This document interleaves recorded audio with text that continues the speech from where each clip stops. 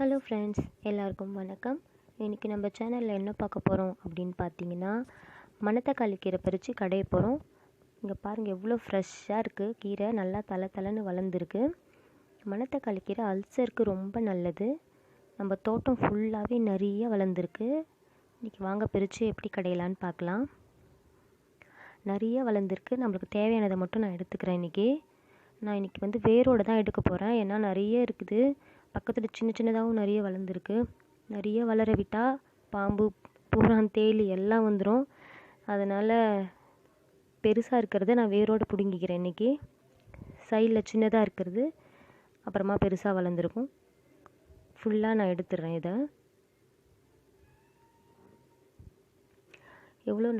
எவ்வளோ நல்லா வளர்ந்துருக்கு பாருங்கள்.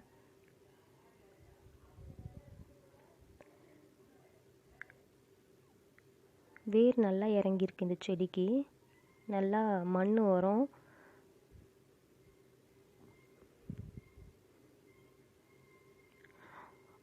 ஒரு தடவையுமே அதோடைய விதை விழுந்து தானாக முளைச்சி தான் வரும். நிறைய வளர்ந்துடும். நம்மளுக்கு தேவையானதை மட்டும் எடுத்து கடைஞ்சிக்கலாம். ஒரு 5 செடி எடுத்தால் போதும். எல்லாருக்கும் சரியாக இருக்கும் இங்கே. அதனால் அதை மட்டும் நான் எடுத்து இன்றைக்கி கடைஞ்சிக்க போகிறேன்.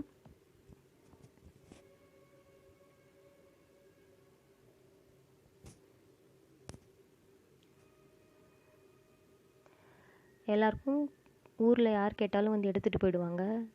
கிராமத்துலனாலே கேட்டுலாம் யாரும் எடுத்துக்க மாட்டாங்க. அவங்களுக்கு தேவைன்னா எடுத்துப்பாங்க. இவ்வளோ இருக்குது பாருங்கள். இது எல்லாருக்கும் சரியாக இருக்கும் வீட்டில் இருக்கிறவங்களுக்கு. இன்றைக்கி வாங்க கிள்ளி கடைஞ்சிடலாம். இன்றைக்கி நான் மண் சட்டியில் கீரை கடைய போகிறேன். ஃபஸ்ட்டு துவரம் பருப்பை நல்லா கழுவிட்டு சட்டியில் தண்ணி ஊற்றிட்டு கழுவுன பருப்பு சேர்த்துக்கோங்க. கீரை எவ்வளோ எடுக்கிறோமோ அதுக்கேற்ற மாதிரி துவரம் பருப்பு எடுத்துக்கலாம்.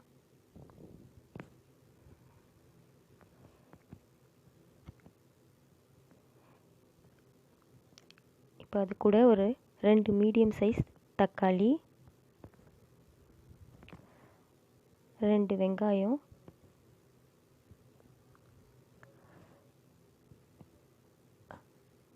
2 பச்சை மிளகா, அதை 4 கட் பண்ணி போட்டுருங்க. 5 காஞ்ச மிளகா, கொஞ்சம் பூண்டு. கீரையை நல்லா 2-3 டைம் கழுவி வச்சுருக்கேன். இப்போ அதையும் சேர்த்துக்கலாம்.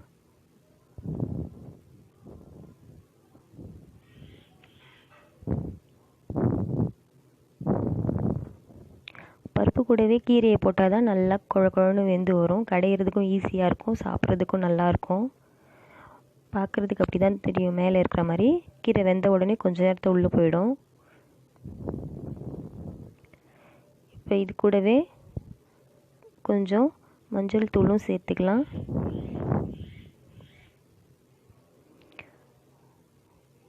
கொஞ்சம் பெருங்காயத்தூளும் சேர்த்துக்கலாம். எல்லாத்தையும் சேர்த்து நல்லா வேக வச்சுக்கலாம். இப்போ இதை நல்லா மிக்ஸ் பண்ணிவிட்டு வேக வச்சுக்கலாம். ஏன்னா பருப்பு அடியில் இருந்தால் அடியில் ஒட்டிடும், அப்புறம் அடி பிடிச்ச மாதிரி ஆகிடும். அதனால் எல்லாத்தையும் ஒன்றா கலந்து விட்டுடலாம். கலந்து வேக வச்சிடலாம். இன்றைக்கி நான் அடுப்பில் தான் செய்ய போகிறேன்.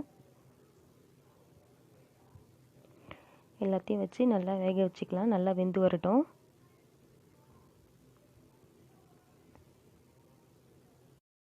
இப்போ ஓப்பன் பண்ணி பார்த்துடலாம் பருப்பு கீரை எல்லாம் வெந்துடுச்சா அப்படின்னு. நல்லா கொதிக்குது பாருங்கள். நல்லா மலர்ந்துருக்குது பருப்புலாம். கீரை நல்லா வெந்துடுச்சு. இப்போ இறக்கி நம்ம வேறு ஒரு சட்டிக்கு மாற்றி கடைஞ்சிடலாம். இது மண் சட்டி, இதில் கடைய முடியாது. அதனால் நம்ம பருப்பு சட்டிக்கு மாற்றி கடைஞ்சிடலாம். இப்போ நான் பருப்பு சட்டிக்கு மாற்றிட்டேன். இப்போ நல்லா கடைஞ்சிட்டு உங்ககிட்ட காமிக்கிறேன். இப்போ நல்லா கீரையை கடைஞ்சிட்டேன். நல்லா மசிஞ்சிடுச்சு. கீரை, மிளகா, வெங்காயம், தக்காளி எல்லாம் சேர்த்து நல்லா கடைஞ்சிட்டேன். இப்போ இதில் நான் கொஞ்சம் ஒரு நெல்லிக்காய் சைஸ் புளி கரைச்சி வச்சுருக்கேன். அந்த தண்ணியை சேர்த்துக்கலாம். உங்களுக்கு புளிப்பு அதிகமாக தேவையில்லை அப்படின்னா புளியை குறைச்சிக்கோங்க. ஏன்னா நம்ம ஃபஸ்ட்டே தக்காளி போடுறோம் இல்லையா, அதனால் அதுக்கேற்ற மாதிரி புளி சேர்த்துக்கோங்க. இது கூடவே கீரையும் பருப்பும் வேக வைக்கும் போது எடுத்து வச்ச தண்ணி இருக்குல்ல, அந்த தண்ணியும் கீழே ஊற்றாதீங்க, அதையும் சேர்த்துக்குங்க. கீரையோட மொத்த சத்தும் அந்த தண்ணியில் தான் இருக்குது. அதனால் அந்த தண்ணியும் சேர்த்துக்குங்க. சேர்த்துட்டு ரெண்டுத்தையும் நல்லா மிக்ஸ் பண்ணிவிடுங்க. உங்களுக்கு எந்த அளவுக்கு திக்னஸ் வேணுமோ அதுக்கேற்ற மாதிரி ஃபஸ்ட்டே நீங்கள் பருப்பு வேக வைக்கும் போதே தண்ணி சேர்த்து வேக வைங்க. ஏன்னா அதுக்கப்புறம் பச்சை தண்ணி அதில் சேர்த்து கொதிக்க வச்சாலும் டேஸ்ட் இருக்காது. நல்லா மிக்ஸ் பண்ணிவிடுங்க. மிக்ஸ் பண்ணிவிட்டு இப்போ தாளிச்சிடலாம். சட்டி நல்லா சூடாயிடுச்சு. இப்போது எண்ணெய் சேர்த்துக்கலாம். நான் ஒரு 3 ஸ்பூன் எண்ணெய் சேர்க்குறேன். கீரைக்கு அவ்வளோவா எண்ணெய் சேர்க்கணுன்றது அவசியம் இல்லை. எது எதுலலாம் ஆயிலை குறைக்க முடியுமோ அது எதில் குறைச்சி சேர்த்து நம்ம சாப்பிட்றது தான் ரொம்ப ஹெல்த்துக்கு நல்லது. எண்ணெய் நல்லா சூடாகட்டும்.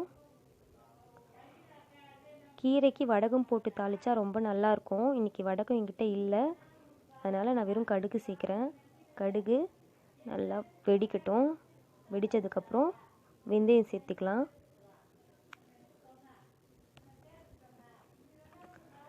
நல்லா கடுகு வெடிச்சிடுச்சு. இப்போது கொஞ்சமாக வெந்தயம் சேர்த்துக்கோங்க. வெந்தயம் நல்லா செவந்து வரட்டும். நல்லா வெந்தயம் பொரிஞ்சதுக்கப்புறமா கொஞ்சம் கருவேப்பிலை, ஒரு 2 காஞ்ச மிளகா போட்டு நல்லா தாளிச்சுக்கோங்க. நல்லா வாசனையாக இருக்கும். இப்போ இதில் ஒரு பெரிய சைஸ் வெங்காயம் கட் பண்ணி வச்சுருக்கேன், அதையும் சேர்த்து நல்லா வதக்கிக்கோங்க. நல்லா வதங்கட்டும். வெங்காயம் எந்த அளவுக்கு வதங்குதோ அதுதான் எந்த ஒரு டிஷ்ஷாக இருந்தாலுமே அதுக்கு டேஸ்ட்டு கொடுக்கும். அதனால் நல்லா கொஞ்சம் கலர் சேஞ்ச் ஆகி வர வரைக்கும் நல்லா ஃப்ரை பண்ணிக்கலாம். நல்லா கலர் மாறி வந்துடுச்சு பாருங்கள். நல்லா வதங்கிடுச்சு வெங்காயம். இந்த டைமில் நம்ம என்ன பண்ணணும் அப்படின்னா, நம்ம கடைஞ்சி வச்சுருக்க அந்த கீரை கடையில் எடுத்து இதில் ஊற்றிடலாம். நல்லா கொதிக்கட்டும்.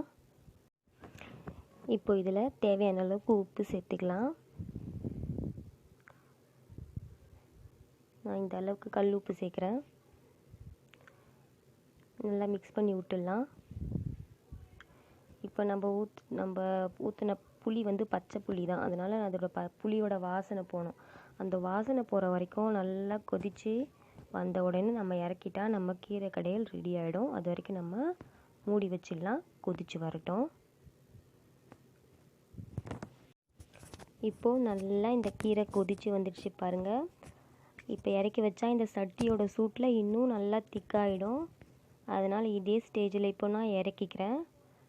நல்லா திக்காக இருக்குது பாருங்கள். இந்த வீடியோ உங்களுக்கு பிடிச்சிருந்தா லைக் பண்ணுங்கள், ஷேர் பண்ணுங்கள், கமெண்ட் பண்ணுங்கள். இதே மாதிரி கிராமத்து உணவு அடிக்கடி நீங்கள் பார்க்கணும் அப்படின்னா நம்ம சேனலை சப்ஸ்கிரைப் பண்ணிக்கோங்க. தேங்க்யூ ஃபார் வாட்சிங்.